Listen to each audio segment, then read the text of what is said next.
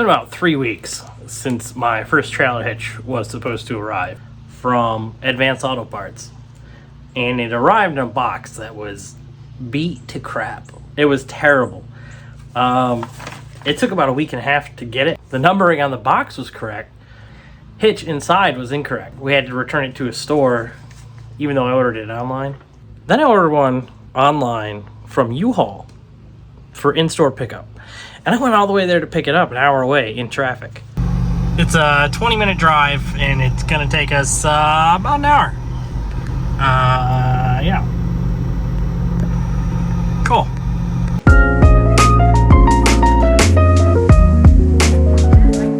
And, yeah, they didn't have it, even though it said it was ready for pickup.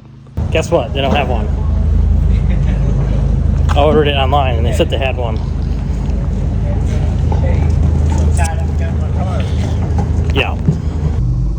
Yeah, they don't have it. So,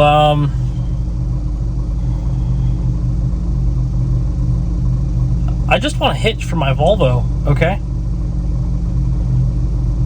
Look at the color on my face from the wall.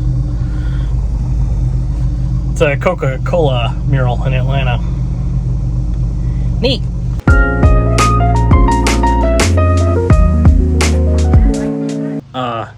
So they refunded my money, and in the parking lot I ordered another one, which was the same exact model as the first one that I ordered, but I had to order it through U-Haul, and they shipped it to me, and it was actually about $70 cheaper than the first one that I ordered.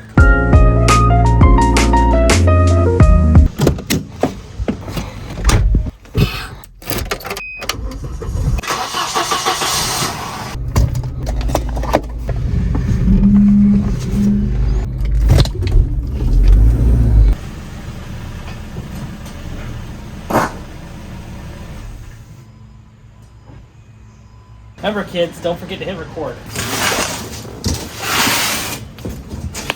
See what we got here. Nice. Pretty straightforward. Very heavy. You know it's a 240 hitch because the plates have a weird angle to them. Cool.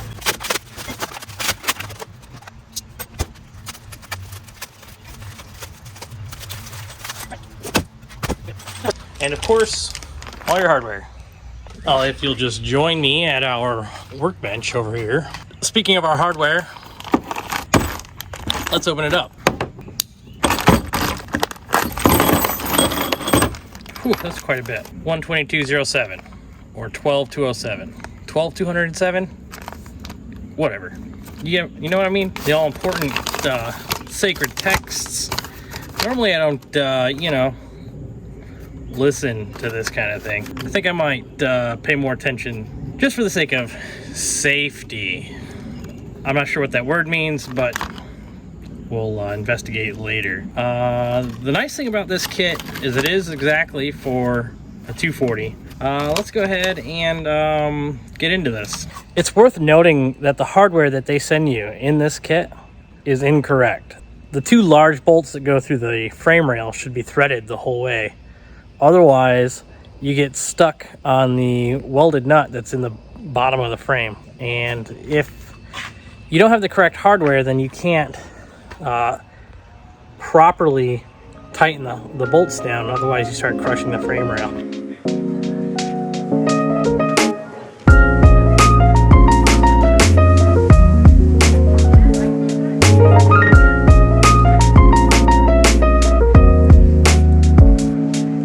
Because we're kind of on a hill and we're going to be lifting the tail of the car up, the rear axle isn't going to be touching the ground, which means our e-brake won't be functional. Pro tip, Volkswagen engine parts make great wheel stops. The more you know.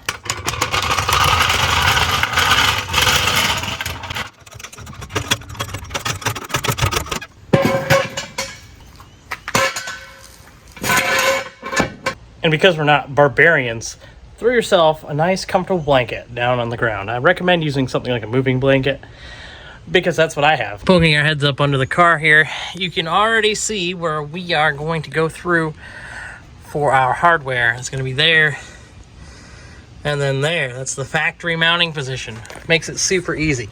I'm hoping I don't have to cut this up, the rear valance up too much, but I think that's going to be the case, unfortunately. I may have to unbolt this tow hook.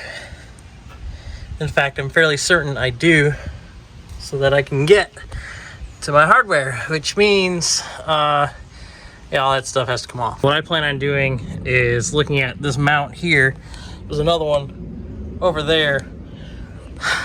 And then the seam for the body is right here. So I'm gonna make a cut right here.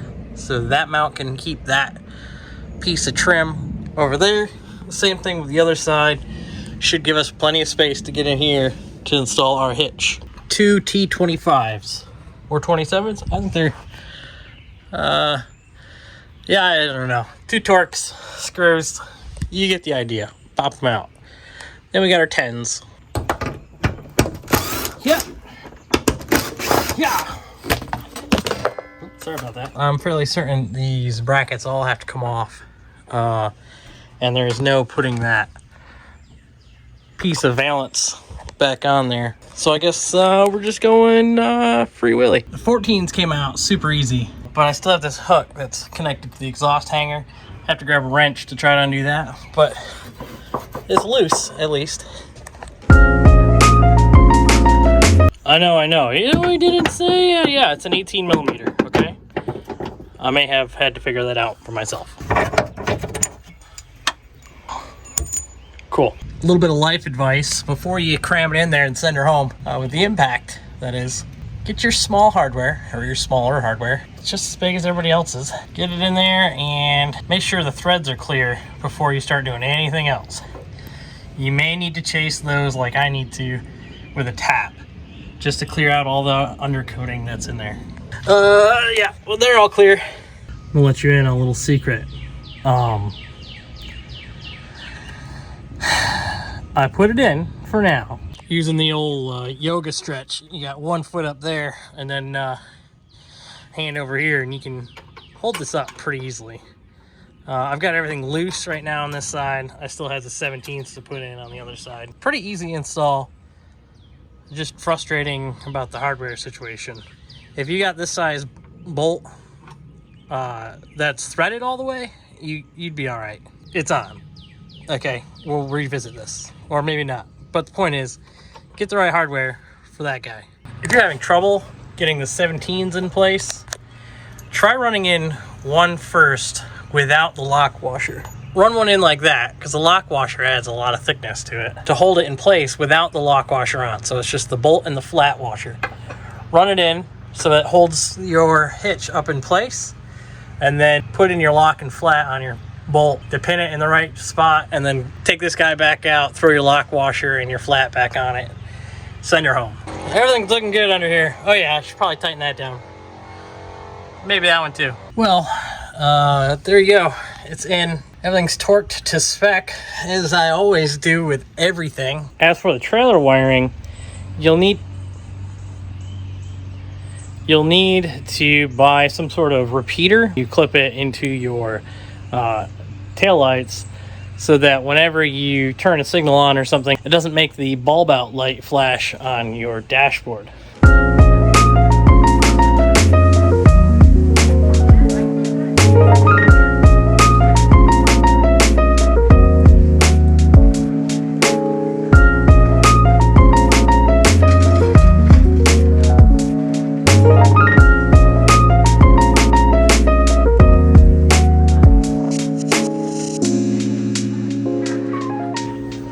About 2 weeks later now, things got a little sidetracked, and well, I didn't really go over the trailer wiring very well because I like import cars, and because we've got a dead Volkswagen sitting next to the driveway. Still dead. No updates. It's dead. Who's got $5,000 that can buy me out of it? Anyway, I stole the wiring repeater, trailer wiring module doohickey. I can't remember what it's called, and I stuck it in this. It's pretty easy because I have a bunch of Volvos. I removed one of these, which goes there, and I had a longer version of it, stuck it in there so that can sit in there nicely. Yeah, trailer wiring never really looks great. But yeah, it all can tuck up in there nice and neatly.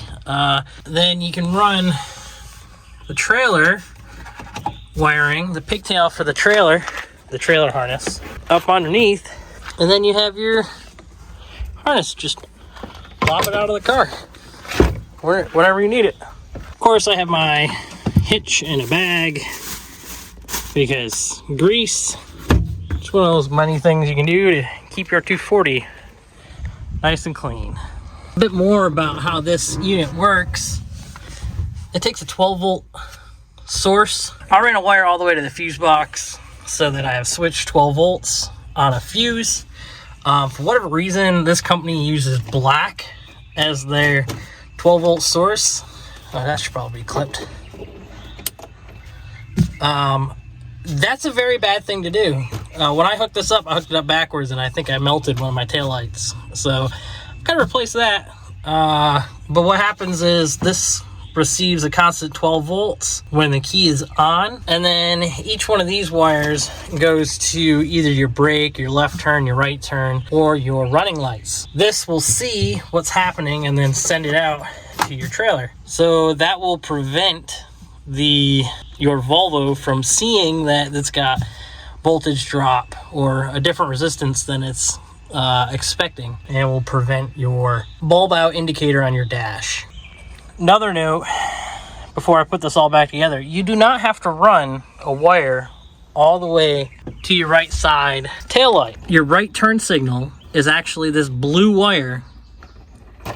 So if you look under here, wiring harness is actually all the way through into here, and you can split that loom and find that blue wire that's going to your right taillight. You don't have to run from the repeater to the taillight, which is already receiving a signal from over here anyway. Save you the trouble. I didn't do it because life. You know how it is. You might be asking yourself, well, how well does a 240 tow?